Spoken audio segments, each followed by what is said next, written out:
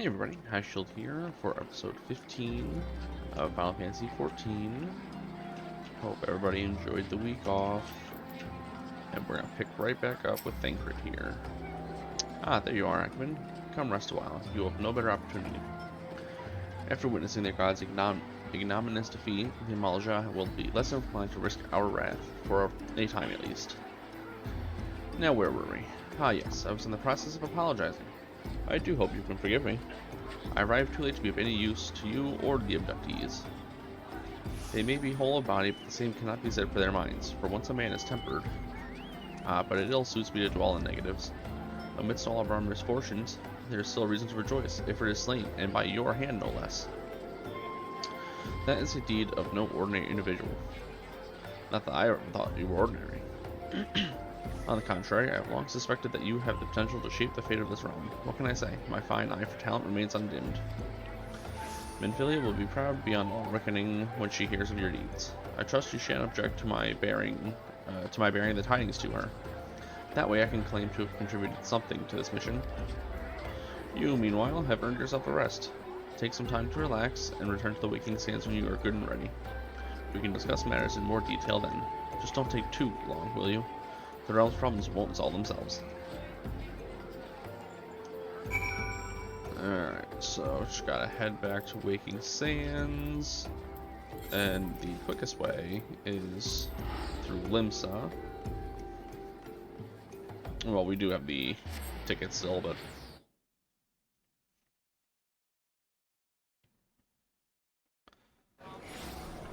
Limsa to the Arcanist Guild. And then take the ferry that is right here. And this brings us directly to Vesper Bay. So once we use up all of our tickets, that will be our course of getting to the Waking Sands. And I'm actually going to change some settings. Skip playback of previously viewed transportations. And there's character, yes, battle effects, show all for self, limited for everybody else. There we go. So now that just makes it so when we're in a group, we'll see the important stuff, but not everybody's abilities.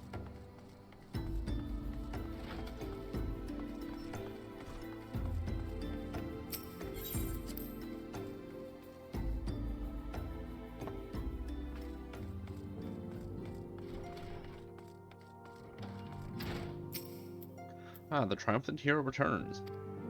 Thancred told us the news upon his arrival. He is presently in the Solar, giving a full report to Lady Minfilia. You should join them at once. Lady Minfilia is eager to see you.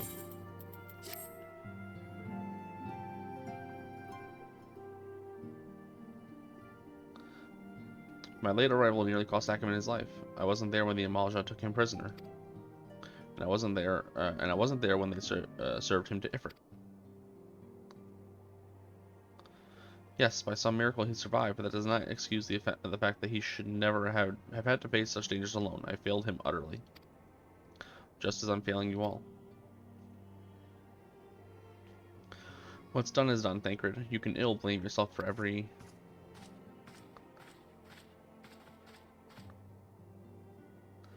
Ackerman, it's good to see you again. Impeccable timing, my friend. I had just finished regaling Minfilia with your heroic exploits. Thancred has told me everything. You've done well to return to us. The perils you faced were undeniably great, yet a part of me believes that I had no cause to fear. And now we can put paid to our long investigation. As we suspected, the Malja undertook both the robbery and the abductions with the aim of summoning their Primal, Ifrit. Nor is this tale limited to Ul'dah. Similar incidents have been rife in both Limsa and Gridania of late. I dare say you've been curious as to how these crimes are linked to the Primals. Permit me to explain. Having manifested in the physical realm, Primals must consume Aether if they are to maintain their presence here, and the stronger they become, the more Aether they require. Now, Aether exists throughout creation. It flows through all life and permeates the very air that we breathe. Alas, this alone will not suffice to sustain the likes of Ifrit. Nay, he and his kind require a more concentrated source of aether, crystals. It is for this reason that that incidents involving crystals can often be traced back to a primal. Which leaves us with the why of the abductions. To understand this, you must first understand how primals are born. When all is well with the world, primals possess no physical form. Their essence is dispersed across the great river of aether. However, when the world is plunged into chaos, those who worship the primals cry out to their gods for deliverance from suffering. These cries serve as a beacon toward which a primal's essence is irresistibly drawn. It is this coming together, or aetheric coalescence, which grants the being's physical form. Once born, a primal gains strength from its followers' worship. The more numerous and fervent they are, the more powerful their god becomes. But the primals are seldom satisfied with such reverence as their adherents freely give, and in order to gain more power, they do not scruple to create followers. They do this by tempering mortals, a process to which you yourself were subjected. Yet even as Ifrit took your comrades in his thrall, you alone remained unaffected. This is thanks to the power you possess, the Echo. We do not know the why of it, but those blessed with the Echo are immune to primal influence. It is as though a greater power protects us. When first you came to us, I told you that the Echo would be instrumental in dealing with the primal threat. I trust you now begin to see why. The recent incidents all share a common trait: meticulous planning. Such elaborate designs are a new development, and one which fills me with an unshakable sense of foreboding. While I share your concern, my presiding feeling is one of relief at your safe return. The immortal flames assured me that they will deal with the aftermath, so you need not concern yourself with that. We may rest easy for a time. I suggest you take full advantage of the respite. You may be sure it won't last long. Once the people learn the identity of the hero who felled Ifrit, I fear you will have a narier moment to yourself.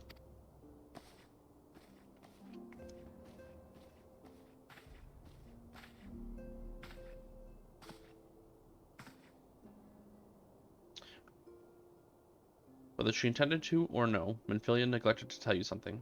Something I think it would be best you heard from one of us. It concerns the tempered abductees that were rescued. I am sorry to report that that all are to be put to death. The flames with whom you were imprisoned included. Needless to say, this information must not be made known to the public.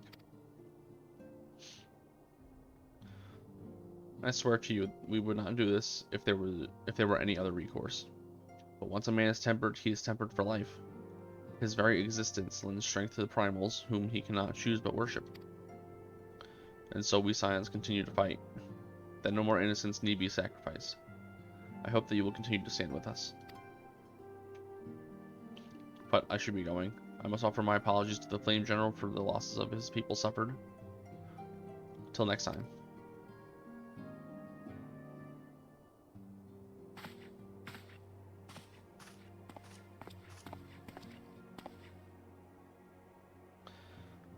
Gods forgive me, how many more lives? Louis Swab would never have allowed this to happen.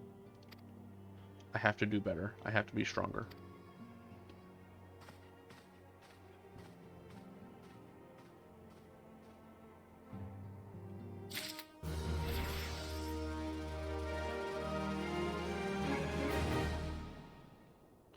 And we got pair bracer, or bracer? Ring? Bracer.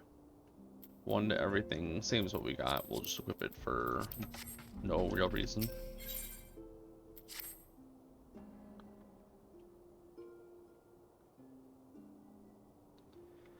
Until not so very long ago, you were but one of the many adventurers seeking to make their way into Eorzea. But for your character and courage, you were raised to the esteemed post of envoy. Therefore, you traveled the realm, or thereafter, you traveled the realm, aiding those in need without thought of reward, confirming to Thancred that the Scions would benefit from your aid. And no sooner had you joined us, you personally bested the Primal Ifrit. You have achieved a great deal in a short time, and won fame in doing so. Alas, fame does not come without a price, as you will soon discover.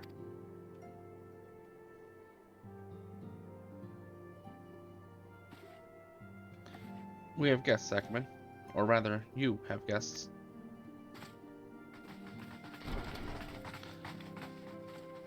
Beg pardons.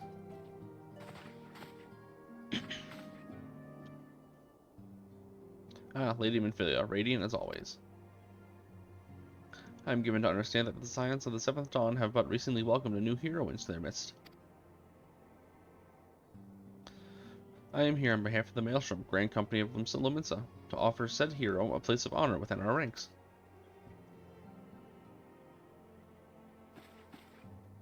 As you can see, your recent exploits have garnered you the attentions of the Grand Companies of Eorzea. Each organization would have Ifrit's bane for its own. To this end, all three have sent officers to court you. They would not ordinarily go to such lengths to enlist a new recruit.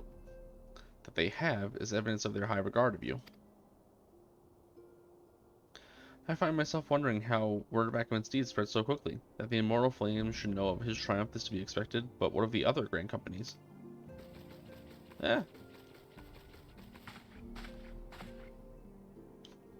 Your reputation precedes you, Master Highshield. 'Tis no ordinary man who could face a Primal and emerge the victor. The Order of the Twin Adder has need of valiant men such as you. Join your strength to ours, friend, and together let us ensure that peace ever reigns over the 12's Wood.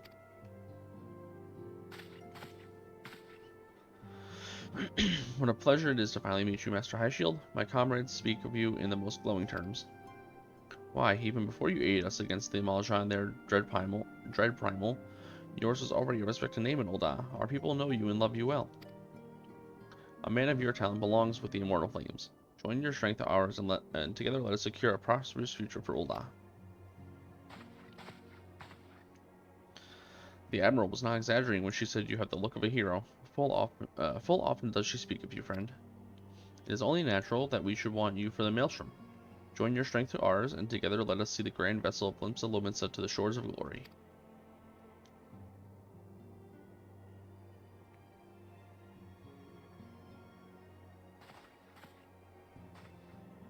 Lady Minfilia?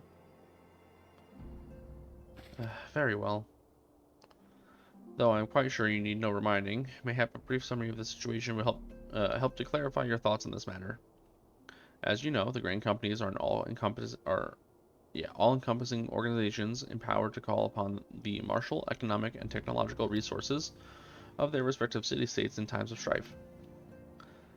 There are presently 3 such organizations: the Maelstrom of Luminsa, the Order of the Twin Adder of Gridania, and the Immortal Flames of Ul'dah.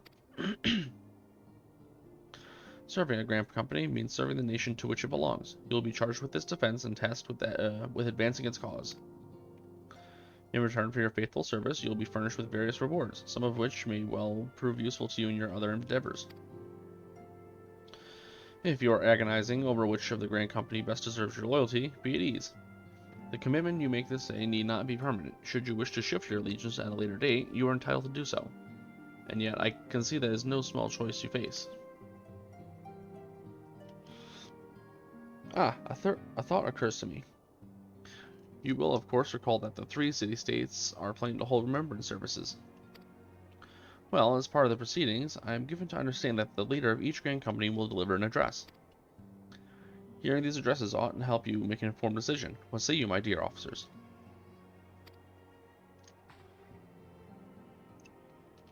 A fine suggestion. You are as wise as you are beautiful, my lady. Very well, let Ackerman hear our leader speak, and then return here with his decision.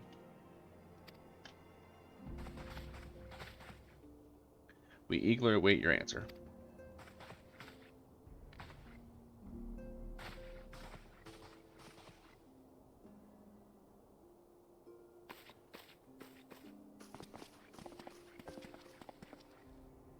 I know full well that adventurers are by their nature a liberty-loving breed, not best suited to the discipline of military service, but I strongly urge you to join a Grand Company nonetheless.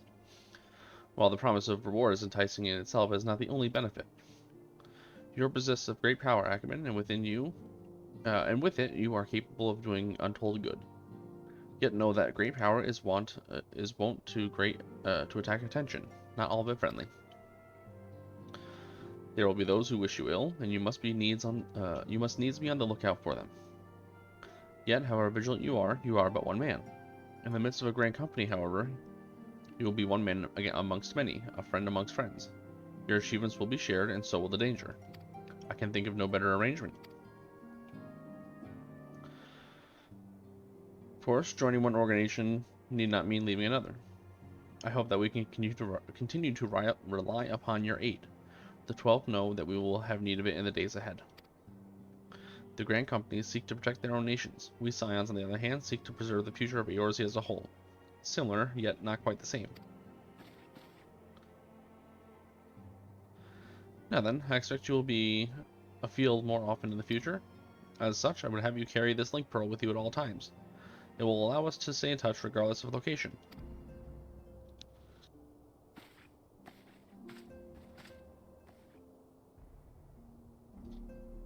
Eorzea is changing, Ackman, and you have the power to help shape it anew. None can say what the morrow will bring, but so long as we believe in ourselves, there is naught we cannot achieve. Now it is time you make ready for your adventure, or for your journey. Before you depart, be sure to speak to Tataru. She will apprise you as to where and when the Remembrance services are due to take place.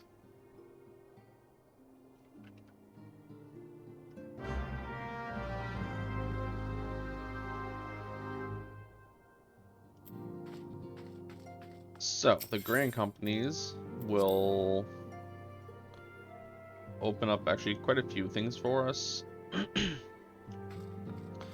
It will open up mounts finally. It will eventually open up the squadrons, which is similar to the war tables in WoW. I'm sorry about all the attention you're getting, Ekman. I might have snugged your praises a little too loudly, and often, to a few too many people. Next time I'll be sure to hold my tongue, literally if necessary. Anyway, I expect you want to know where and when the Remembrance services are taking place. If all goes to plan, Gridania's Grand Company, the Order of the Twin Adder, will hold the first of the 3 services, and Elder Seer Kani Sana will deliver her address at Miketo's amphitheater. I should probably mention at this point that due to the organizational challenges involved in assembling all the involved parties, it's possible that the order of the services might change. Still, there's not much we can do about that, so make Gridania your first port of call. Next, we'll go to Ul'dah, where Flame General Ravan Aldian will be addressing the masses at the Royal Promenade. Oh, and it's rumored there's to be a special guest. How exciting! Last but not least, you must make your way to the stateroom in Limsa Lominsa, where Maelstrom Chief Merwelb, oh boy, I'm still not gonna try, will be giving her address. The room is accessible via the Admiral's lift. Identify yourself to the sentry, Xanthale, and he will admit you. Got that? Well, off you go. I hope you find the Remembrance services suitably educational. I suggest visiting the city-states in my prescribed order, though with your record of impeccable timing and luck, the schedule may well change in your favor of your preferred travel plans.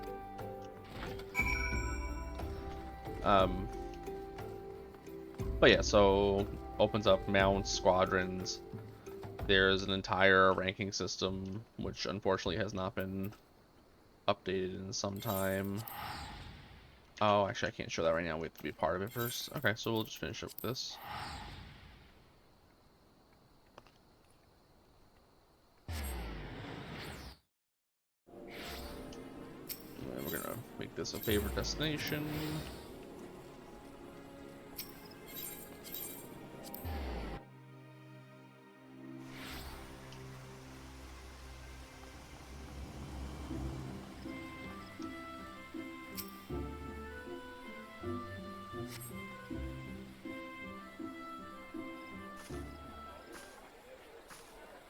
I lost my son to the Calamity. The 3 Seed Seers are all together. Some say you couldn't take a step without stumbling over a body.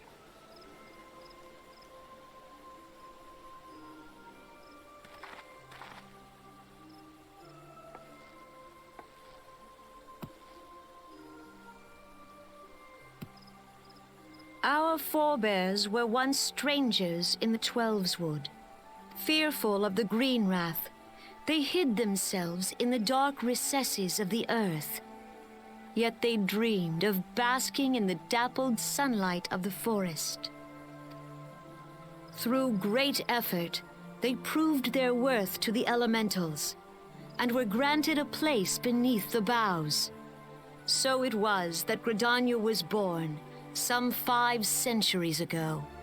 Working hand in hand, the Hyur and the Eorzean settlers sowed the seeds of our civilization, and soon they were joined by folk of all races.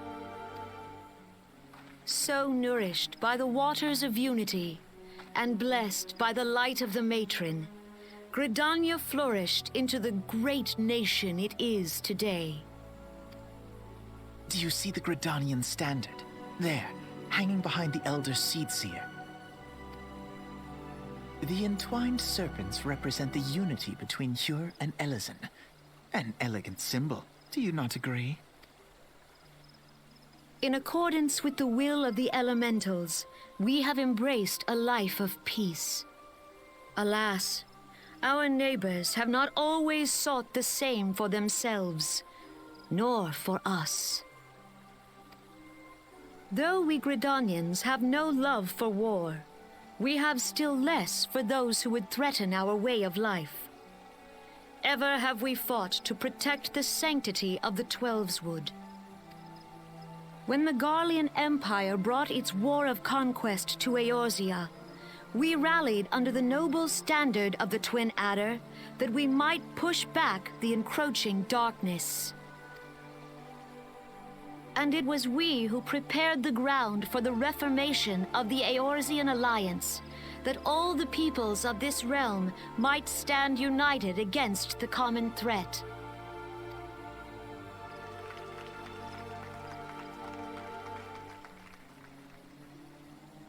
"5 years ago, the Alliance met the armies of the Empire upon the fields of Cartano. It would prove the bloodiest battle in recent memory. Countless Gridanian lives were lost.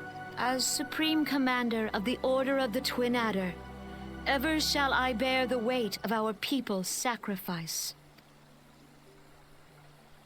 Alas, their loss was not the only tragedy to befall us that day, for soon came the Calamity.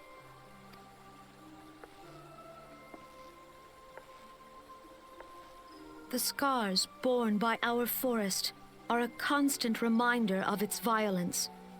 Our lives have been irrevocably changed, each waking hour a struggle to survive. Driven to desperation, some among us have strayed from the path of righteousness, resorting to banditry, poaching, and other unconscionable deeds. To compound our woes, the Ixal have returned in force, emboldened by our suffering. They test our defenses nigh without cease, and prey upon the vulnerable. So beleaguered from within and without, it is of little wonder that our unity now falters. Dark times are upon us. Time was a man could walk the high roads without fear. On this day, 5 years ago, countless Eorzeans laid down their lives that we might behold another dawn. Please join with me in honoring their memory.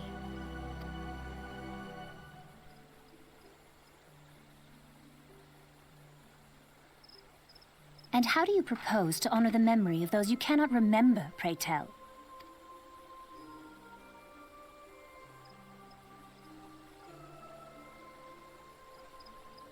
The destruction wrought by the Calamity was indiscriminate. It dealt death to Eorzean and Garlean alike. Yet while we have labored to rebuild our homes, to rebuild our lives, the Empire has set about raising steel fortresses here in the Twelveswood. Let none be mistaken. The Garleans remain the greatest threat to our survival. If we are to stand against them, We must remember what it is to be united.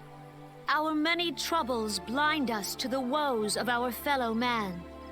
Thence is harmony lost. Yet harmony is the founding principle of Gridania. We are gathered here to honor the fallen.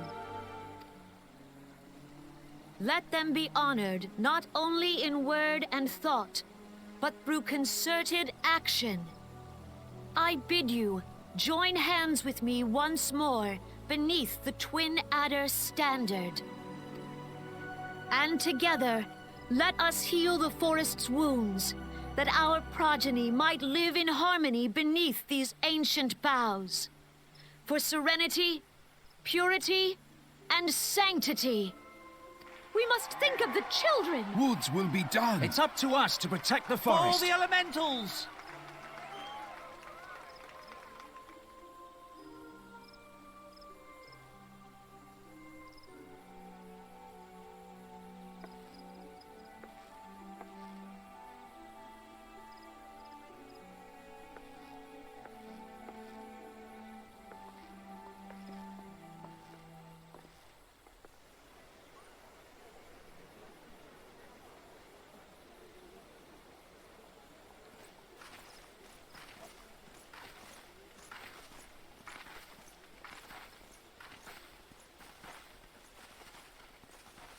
If you'll permit me, Alfie no. And my sister, Alize, at your service. I saw at a glance that you were a fellow traveler.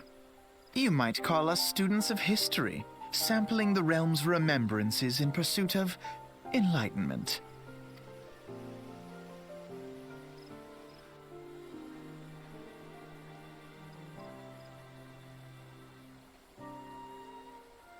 Gridanians are unfortunate enough to have to contend with two beast tribes. The Ixal are unquestionably the more troublesome, being of a naturally warlike disposition, and wont to summon their bloodthirsty primal, Garuda. The Sylphs, by contrast, are peaceful in nature, being mischievous rather than malevolent, and have long been on friendly terms with the Gridanians, until recently at least. Alas, they have grown aloof, a change observed at roughly the time they summoned the primal Rama. Gridanians have no love for war, and they consider open conflict a last resort.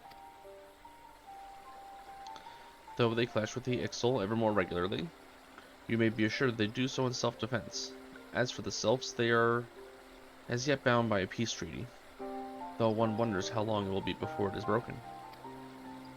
The Twelveswood was grievously wounded during the Calamity, leaving Gridania vulnerable to attack. The people are hopeful that restoring the wood, and therefore thereby the power of the elementals, will put an end to their woes. Yet how long will that take? Centuries, I'd wager. Meanwhile, the Ixal will continue their incursions, spurred on by Garuda and her insatiable appetite for destruction. Whether the Gridanians like it or not, sooner or later it will come to an all-out war. And when it does, the Order of the Twin Adder will need all the help it can muster. How valuable might the aid of a capable adventurer prove to them, then?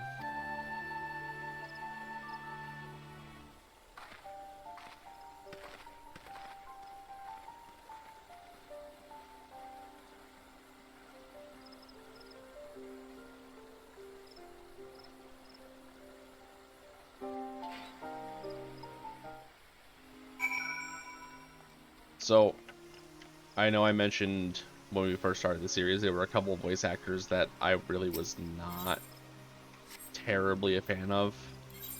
The first being El Namo's in Ulda, and Alphanos is another. Neither of the two of them really fit their character, in my opinion. I forget when Alphano has his voice actor change. I want to say it's in Heaven's Word, but I don't remember. We have to go to the Royal Promenade. But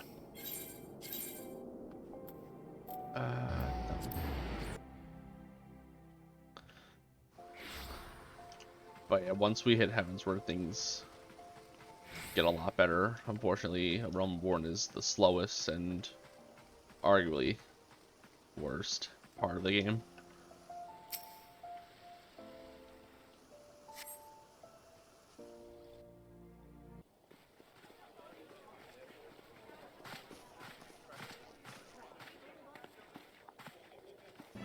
Behold, 'tis the Sultana Nanamo herself! And Roban as well!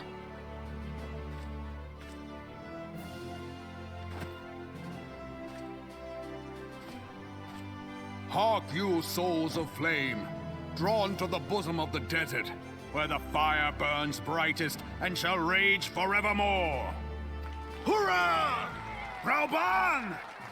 Where since antiquity, under the sage and judicious rule of the Ul dynasty, we have wrought sand into gold, where by the grace and glory of Naldal have our brave sons and daughters flourished and prospered. I speak of Ul'dah! There, at the Flame General's back flies the Grand Company's standard. Note the sigil. The golden scales of order balance the jewel of prosperity with the flame of might. Great and many are the gifts our nation has given the realm. In Eorzea's darkest hour, on the killing fields of Cartano, none spent more in blood and gold than we. Thus was the 7th Imperial Legion laid low. So that's how it happened. How soon history forgets. Yet many left our gates, never to return. Let us pray for our absent brothers and sisters, that they might know happiness in the great beyond, as Thal's honored guests. If the fates were fair, the price we paid that day would have bought us victory.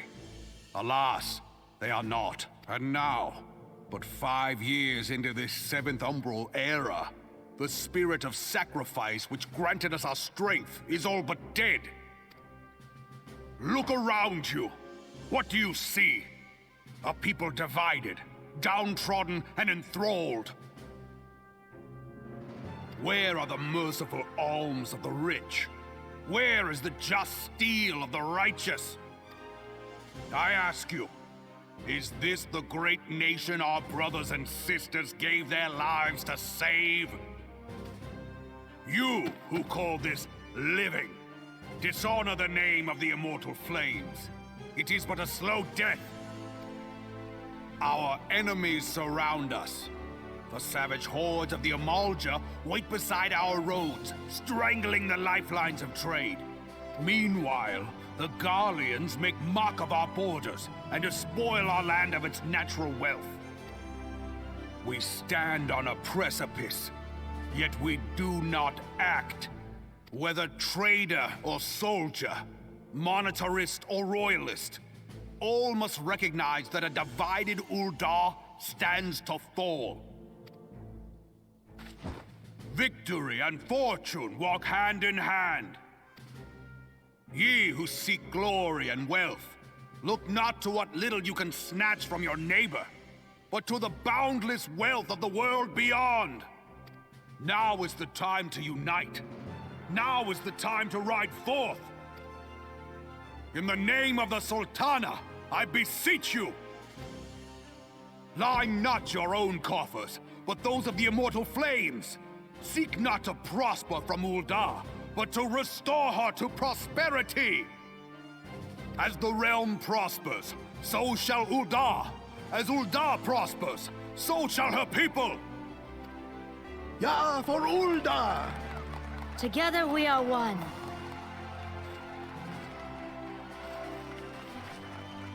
Your Grace. Rauban?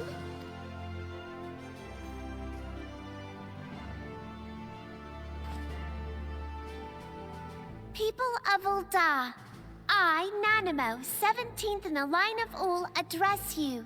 Much has been made of the wealth of Ul'dah.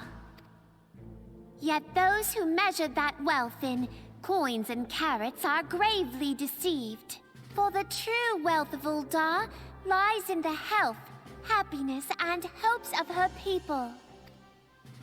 Beloved subjects, I bid you raise aloft the torch of Ul'dah, that her flames might serve as a beacon for all Eorzea to see.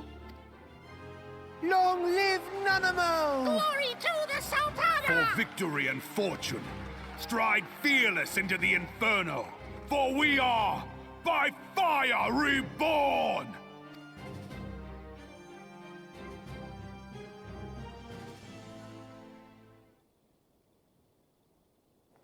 Forsooth? The time is now! I Fancy meeting you again.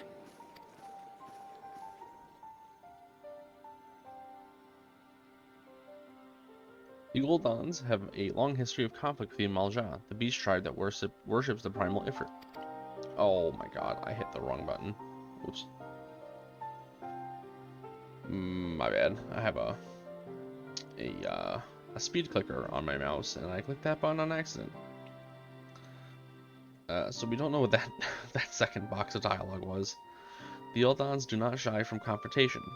If aught threatens their precious prosperity, they will seek to crush it. So they have dealt with Ifrit thus far, smothering his flames each time that he is stoked to life. Yet he is but one of several problems. Though they have been quiet these past 5 years, the Eorzeans have not gone away. Meanwhile, refugees continue to arrive in droves, and Ul'dah has no clear policy on how to deal with them. After all, not even the Sultan's coffers are bottomless, and even assuming they had the coin, resources will ever be finite. Which brings me back to the subject of Ifrit. It has been observed that the Amalja are summoning him with ever-increasing frequency. Every time they do so, the Eorzeans send their forces to smite the Primal, and though they invariably succeed, each victory is bought with blood. It is a war of attrition which they cannot well sustain. Small wonder, then, that the Immortal Flames are eager to recruit more members. At such a desperate hour, an adventurer of your experience would be a most welcome addition to their ranks. For their sake, I hope that the Flame General's words struck a chord with you.